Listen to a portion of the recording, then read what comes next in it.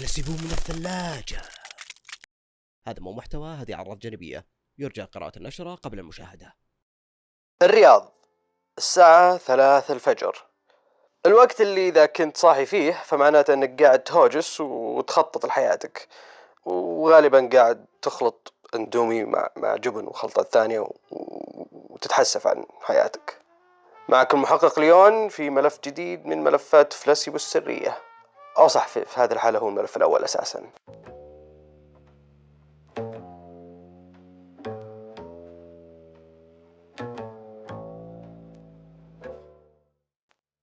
كنت جالس في مكتبي أراجع ملفات القضايا القديمة، فجأة انفتح الباب بقوة. دخل علي شخص شكله يوحي إنه يوتيوبر كسول من الدرجة الأولى، عرف بنفسه وخلنا نسميه مطيفيقز.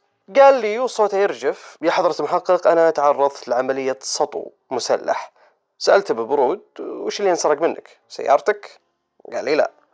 محفظتك؟ قال لي لا. ساعتك؟ قال لي لا.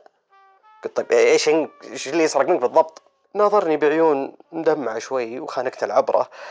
لا، انسرق شغفي، انسرقت قدرتي على اني اقوم من السرير واسوي شيء مفيد بحياتي. انسرق الذيبان اللي بداخلي ان صح التعبير. سحبت نفس عميق وبدأت التحقيق فورا، وسيده على طول لمسرح الجريمة، حياة مطيفيقز. اول مكان فتشته كان السجلات المالية للعميل. لقيت فاتورة غريبة بقيمة 5000 ريال. سألته: مطيفيقز، هل دفعت فدية للعصابة؟ رد علي فورا: لا يا ليون، هذا استثمار في صحتي. هذا اشتراك نادي بلاتينيوم وجزمة رياضية ماركة عالمية تخلي الركبة ترتاح.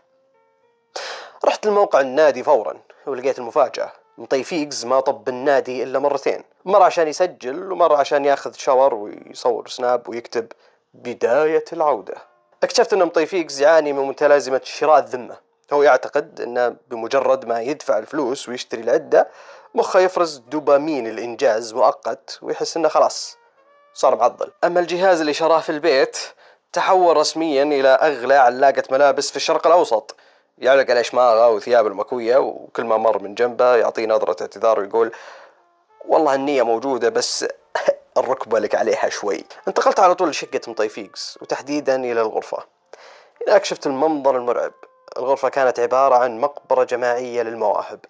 في الزاوية اليمين جيتار عليه غبار كأنه من آثار مدائن صالح، وعلى المكتب كاميرا احترافية ما صورت القطو في الشارع، وفي الدرج أدوات رسم بألوان زيتية ناشفة من 2019 الظاهر. واجهت مطيفيقز بالأدلة: يا الحبيب، ليش تقتل هالمواهب وهي في مهدها؟ ليش تتحمس وتطفي؟ ارتبك وقال: يا حضرة المحقق، أنا بروفكشنست.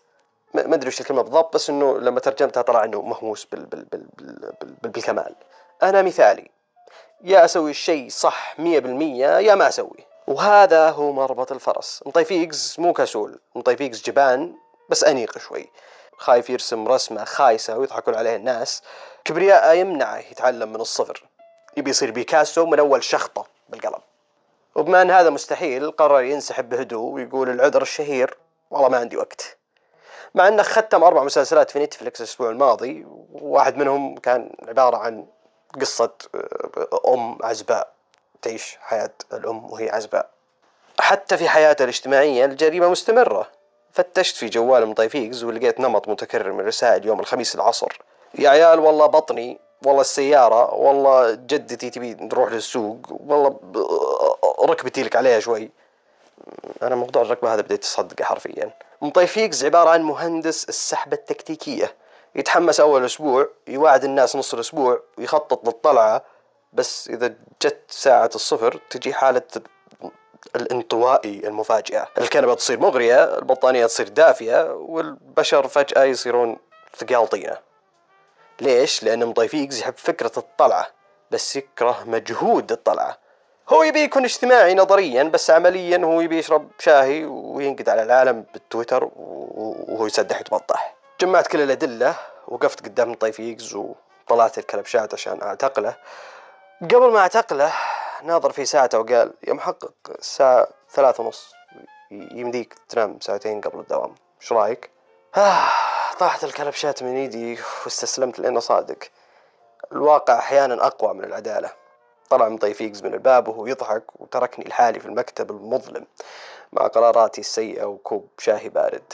صحيح ان مطيفيقز هرب، بس وانا راجع الملف اكتشفت ان مطيفيقز ما هو شخص واحد. مطيفيقز عبارة عن حالة، فيروس إن صح التعبير. عشان كذا انا قررت اوسع دائرة التحقيق، ما عاد ينفع اشتغل سولو. انا محتاج محققين اذكياء، محتاج عيون وناس كذا تلقطها وهي طايرة، محتاجك انت عزيزي المتابع المشاهد المستمع.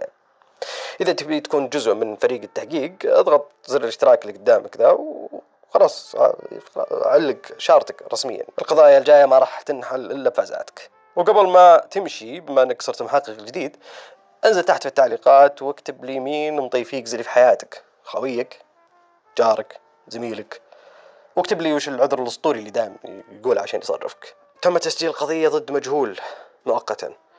أشوفكم في القضية الجاية.